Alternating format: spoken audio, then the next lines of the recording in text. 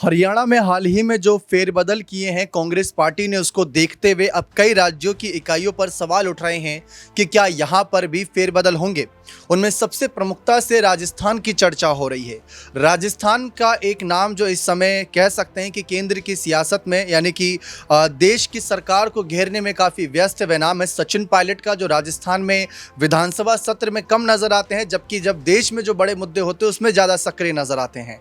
तो हो सकता है कांग्रेस की एक नई रणनीति हो, लेकिन राजस्थान की एक बड़ी जनता जो है चाहती है सचिन पायलट यहाँ के मुख्यमंत्री बने, लेकिन मुख्यमंत्री पद पर डायरेक्ट पहुंचना बड़ा मुश्किल रहेगा। इसीलिए कहा जा रहा है कि उन्हें एक बार फिर से प्रदेश अध्यक्ष की भूमिका दी जाए।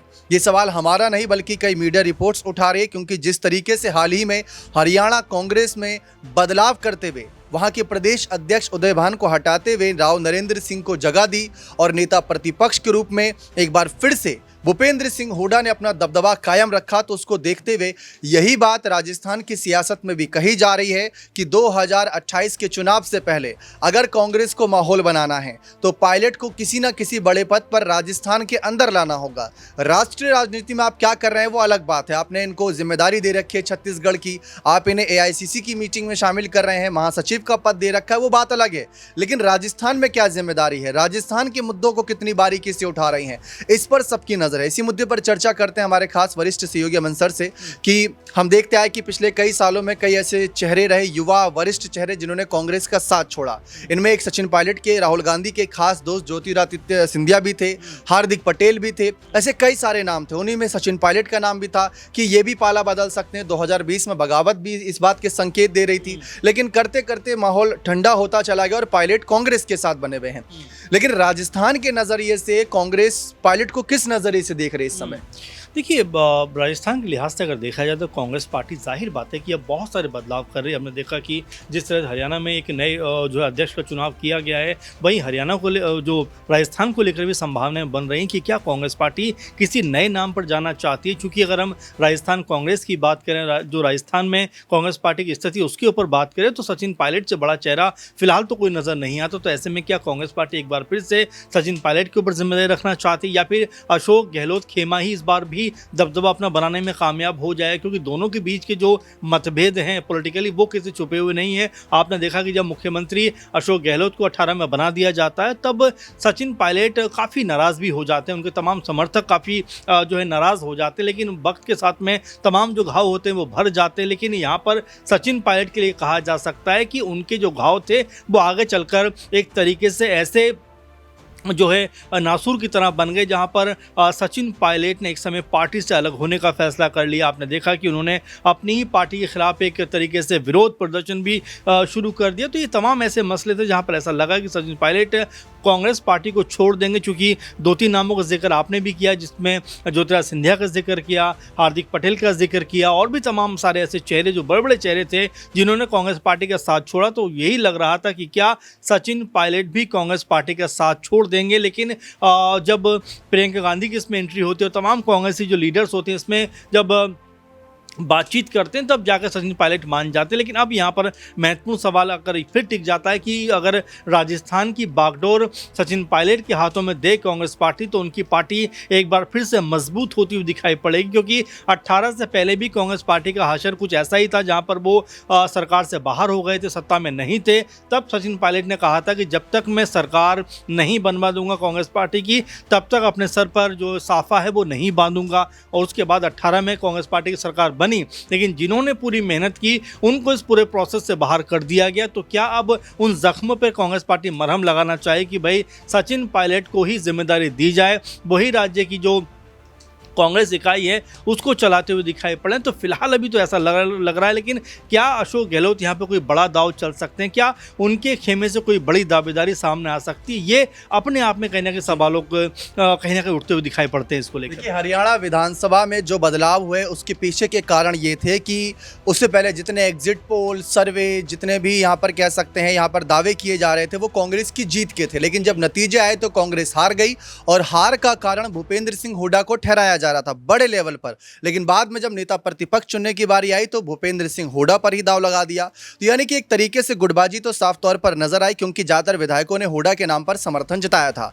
बात वहीं अगर हम राजस्थान के नजरिए से करें तो राजस्थान में जहां 2019 के चुनाव में कांग्रेस पार्टी एक भी लोकसभा सीट नहीं जीतती है, उस समय देखा जाए तो काफी कुछ पार्टी में चल भी रहा था। गहलोत पायलट के बीच जो गहमा-गहमी थी, सरकार बनने के बाद पायलट को सीएम पद ना देना, कई सवाल उठ रहे थे। लेकिन इस बीच जिस तरीके से 2024 का लोकसभा चुनाव का जो प्रदर्शन रहा, उसमें गोविंद सिंह डोटासरा ने अपने प्रदेश अध्यक्ष रहते हुए जहां 2019 में 0 पर सिमट गई थी कांग्रेस, उसको 8 सीट जिता दी। तो ये आंकड़े भी गौर करने वाली बात है। अब गोविंद सिंह डोटासरा की अगर मैं चर्चा कर रहा हूं तो आज 1 अक्टूबर को उनका जन्मदिन भी है, तो हमारे चैनल के माध्यम से उनको जन्मदिन की ढेरों शुभकामनाएं, तमाम बधाइयां भी उन्हें मिल रही है। लेकिन सवाल ये उठता है कि क्या गोविंद सिंह डोटासरा फिर सीएम फेस हैं? क्योंकि 2028 में कांग्रेस की सरकार बन सकती है, ऐसा कांग्रेस नेताओं का कहना है, ऐसा राजनीतिक विश्लेषकों का कहना है, क्योंकि पिछले 30 से 35 साल का इतिहास यही रहा है, 5 साल बीजेपी, 5 साल कांग्रेस। इसी उम्मीद में कांग्रेस के समर्थक ये विश्वास जता रहे हैं कि अगली बार तो हमारी सरकार बनेगी। अब जब सबको पता है कि अगली बार इनकी सरकार बनेगी, इनका एक दावा है, विश्वास है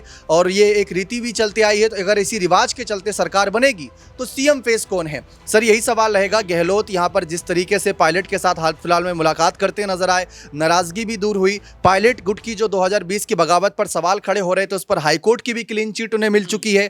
दूसरी तरफ यहाँ पर हम ये देख पा रहे हैं कि प्रदेश अध्यक्ष के रूप में डोटासरा काफी अच्छा काम भी कर रहे हैं, तो क्या उन्हें हटाने का रिस्क कांग्रेस लेगी? देखिए, बिल्कुल इसमें कोई दुराय की बात नहीं है कि गोविंद सिंह डोटासरा ने जब से कमान संभाली, कांग्रेस पार्टी ने बेहतर प्रदर्शन किया। लेकिन देखिए, हर किसी का एक कार्यकाल होता है और वो पूरा होने के बाद क्या कोई नया चेहरा कह सकते हैं कि मैदान में आएगा? क्या नया चेहरा कांग्रेस पार्टी यहाँ पर लेकर आएगी? क्योंकि हम ये देख रहे थे हरियाणा में भी लगभग मान के चला जा रहा था कि भूपेंद्र सिंह हुड्डा के जिम्मे ही अध्यक्ष पद की जिम्मेदारी आएगी। लेकिन यहाँ पर राव नरेंद्र को जिस तरह जिम्मेदारी दी, उससे स्पष्ट संकेत कांग्रेस पार्टी की तरफ जा रहा है कि भाई अब कांग्रेस पार्टी पुराने चेहरों पर ही दाव नहीं लगाएगी, बल्कि आप देखिए मध्य प्रदेश में भी जिस तरह जीतू पटवारी को अध्यक्ष बनाया गया, तो यहाँ पर इन्हीं एग्जाम्पल को लेते हुए हो सकता है कि राजस्थान में भी कोई नए चेहरे के ऊपर कांग्रेस पार्टी दाव लगाती हुई नजर आ जाए। एक बात। दूसरी बात ये आप देखिए कि सचिन पायलट जिस कद के नेता हैं, जिस कद के वो नेता नजर आते हैं, उसमें 5 साल पहले और 5 साल के बाद में बहुत अंतर आता हुआ दिखाई पड़ रहा है। क्योंकि सचिन पायलट को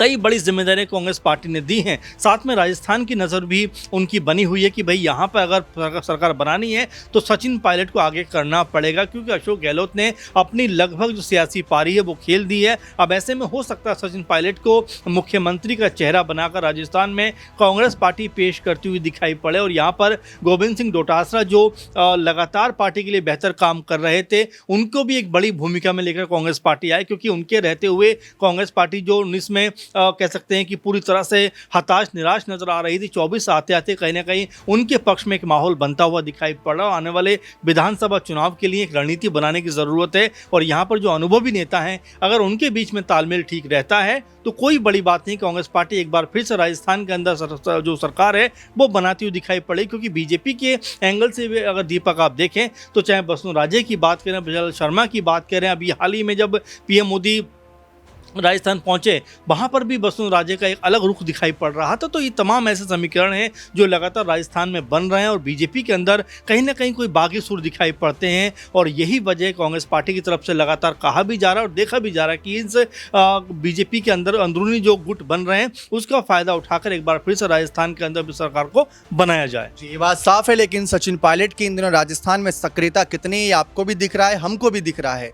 पूरी तरीके से वो राष्ट्रीय सेवा के लिए भी आगे नजर आ रहे हैं। कांग्रेस जहां जिम्मेदारी दे रही है वहां वो जा रहे हैं, माहौल बना रहे हैं। अब बिहार चुनाव भी है, हिंदी पट्टी का राज्य है, वहां पर सचिन पायलट को भी प्रचारक जरूर बनाया जाएगा, क्योंकि इनकी भाषण शैली युवाओं को काफी साथी, और बिहार में काफी बड़ी संख्या में युवा के लिए पलायन, रोजगार का मुद्दा काफी हावी रहने वाला है। लेकिन फिलहाल देखा जाए तो राजस्थान में ऐसे फेरबदल की कोई ऐसी खबर तो सामने नहीं आई, लेकिन हरियाणा में फेरबदल हुआ है, और उदय भान को हटाया गया, वो भी तब जब हरियाणा में पिछली बार के मुकाबले कांग्रेस ने इस बार 6 सीट ज्यादा जीती थी। यानी मुकाबला बहुत दिलचस्प था, टक्कर काफी बड़ी थी। हार गए वो अलग बात थी, लेकिन हार के कारण भी कुछ और थे।